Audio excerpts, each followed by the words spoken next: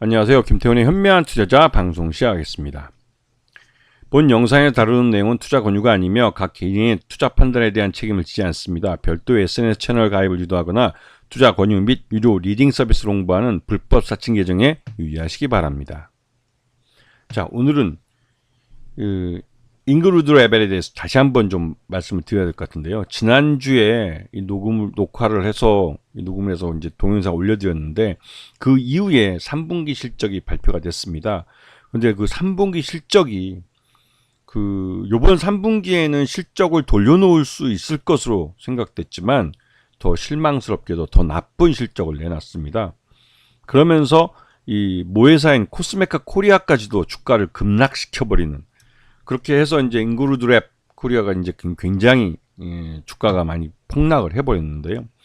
이 실적 부진이 그 고객사의 그 화장품 용기 수급이 어려워지면서 납품이 전체적으로 늦춰진 것이 가장 크게 작용한 요인이라고 이 IR에서 밝혔다고 합니다. 그리고 이러한 용기 수급 불안은 중국 쪽에서 이 화장품 용기를 사급으로 해서 넣어줘야 되는데 이거를 그 고객사가 제대로 못하고 있어가지고 그 화장품 용기가 들어와야 거기다 화장품을 담아서 이제 포장을 해서 이제 납품을 할 수가 있는데, 이 화장품 용기 자체가 중국에서 이 수송하는데 굉장히 수급에 어려움을 얻고 있어서 이러한 실적 부진이 단순히 요번 3분기에서 끝나는 것이 아니라 4분기와 길면은 2025년 1분기까지 이어질 수 있다는 불안에 이 코스메카 코리아 모회사뿐만 아니라 잉그루드 랩까지도 주가를 폭락시켜버린 요인이 되어버렸습니다. 이게 이제 이렇게 되면 그 북미 지역에서 이 K-뷰티 바람을 불고 있는데 이걸 제대로 이제 K-뷰티 바람을 타지를 못하게 되는 것이죠. 지금 잉그루드 랩은 북미 지역에 생산 공장을 갖고 있고 또 그걸 통해서 미국 내의 이 독립 브랜드들에게부터 이런 K-뷰티 화장품에 대한 수요를, 그러니까 이 OEM이나 ODM으로 수요를 이제 많이 받고 있어서 거기에 대해 대응을 하면서 꽤 큰 실적 호전을 2023년에 이루어냈습니다. 그래서 2024년에도 그런 그 실적 호전이 계속 이어질 거로 생각했지만 의외로 이 실적을 또 돌려놓는데 실패했죠. 그러면서 올해는 2024년은 1분기, 2분기 모두 하다가 이 실적이 꼬꾸라져 버린 겁니다. 그래서 3분기 돼서 IR에서 이 미국에 있는 고객사가 이 화장품 용기를 사급으로, 그전에는 이제 턴키로 다 자기들이 잉그루드 랩이 다 이 용기를 다 수급을 해서 여기다 한 건에 만들어서 포장을 해서 납품하는 구조로 돼 있었지만 이게 턴키로 하면 이제 그게 편하죠. 근데 이 용기에 대해서 이 고객사 쪽에서 특별히 이제 사급으로 자신들이 용기를 넣어주겠다 이렇게 요구를 하면서 그 용기 수급이 늦어지면서 납품 자체가 다 늦어져 버리는, 그렇게 해서 전체적으로 이제 그 납기가 늦어지면 매출 잡는 게 다 늦어질 수밖에 없는 그런 상황이 발생해 버린 겁니다. 그러면서 이제 이 잉그루드 랩 같은 경우도 그렇고 모회사인 그 코리아 이제 그쪽도 참 황당한 경우가 돼버린 것이죠. 그러다 보니 이제 이거에 대해서 실적 부진에 대해서 이제 8일 날 금요일 날 그 코스메카 코리아도 그렇고 두 회사 모두 그 금요일 날 장 종료 이후에 실적을 공개하고 월요일 날 국내와 좀 홍콩에서 외국인 투자가와 국내 투자가를 기관 투자가를 대상으로 실적 부진에 대한 이 해명성 IR을 했습니다. 그러면서 설명을 했지만 실질적으로 이 투자가들 입장에서 봤을 때는 너무나 좀 아마추어 같다는 생각이 듭니다. 왜냐면 고객사가 그렇게 사급으로 넣어줘서 이제 이 생산 자체가 늦어지면 그 고객사를 제껴놓고, 물론 그 고객사가 굉장히 큰 고객사라고 알려져 있고 매출의 큰 부분을 차지한다는 걸 알고 있지만 이렇게 사급으로 이렇게 용기를 넣어서 이 매출 자체가 늦어지면 말 그대로 이제 이걸 납품하고 있는 잉그루드 랩도 문제고 모회사인 그 코리아 거기도 문제가 됐고 말 그대로 이제 이 실적면에서 이 고객사의 이런 화장품 용기 사급 요구 때문에 전체적으로 실적이 나빠지게 되는데, 이럴 경우는 아무리 매출이 큰 규모의 고객사라 할지라도 이거를 적당히 협의를 해서 이 생산 순위에서 뒤로 미룬다든가 그렇게 해서 내년으로 이 주문 오더 자체를 넘겨버린다든지 그렇게 하는 게 맞았지. 이거를 오다를 받아놓고 이거를 용기가 들어올 때까지 공장을 놀리고 있다는 건 이건 말이 안 되는 것이죠. 그 전체적으로 이 단기 순이익 같은 경우 인그루드랩은 이 분기 기준으로 93%의 단기 순이익 감소를 나타냈습니다.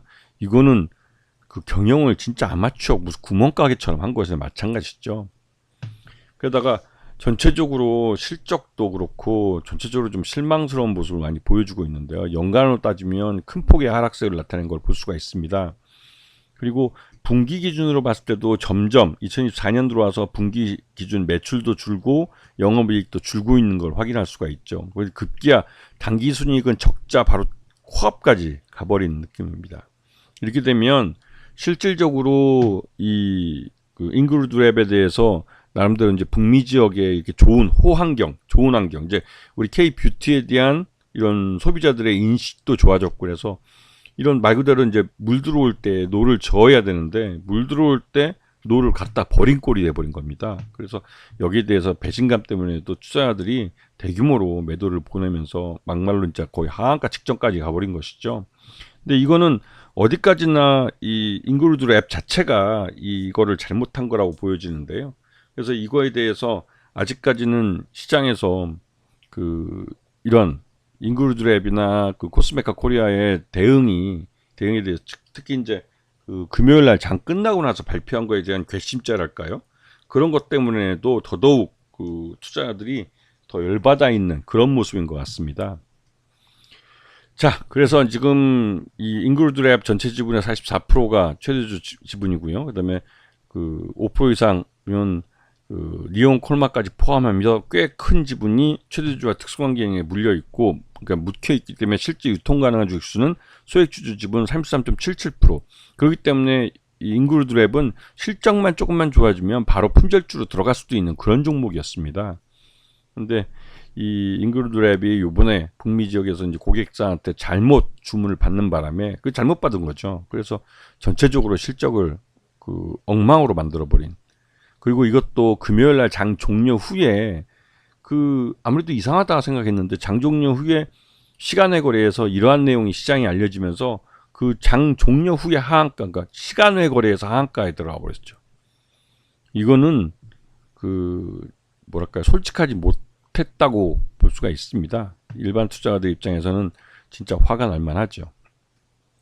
그리고 실제로 인그루드랩 같은 경우는 이게 지난 3분기 실적 기준으로 봤을 때 적정 주가 한 12,000원 정도로 평가되지만 이거는 분기 실적에 급감을 했기 때문에 4분기까지 연결해서 보면 이보다 더 낮아질 가능성이 큰 거죠. 특히 4분기가 더 나빠질 가능성이 큰 겁니다.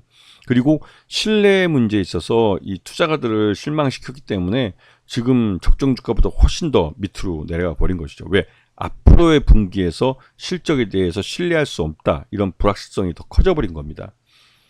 시장에서 가장 나쁜 건 불확실성이고 이러한 실적 발표 같은 부분에서 회사가 솔직하지 못했다는 점에서 인그루드랩도 그렇고 이 모회사인 회사도 솔직히 말씀드려서 굉장히 실망스러운 것이죠. 이런 회사들은 코스메카 코리아도 그렇고 실제로 투자들 입장에서는 한번 신뢰를 잊어버리면 다시 매매하기는 어려울 겁니다. 굉장히 실망스럽네요. 자, 오늘 방송 여기서 마치겠습니다. 감사합니다.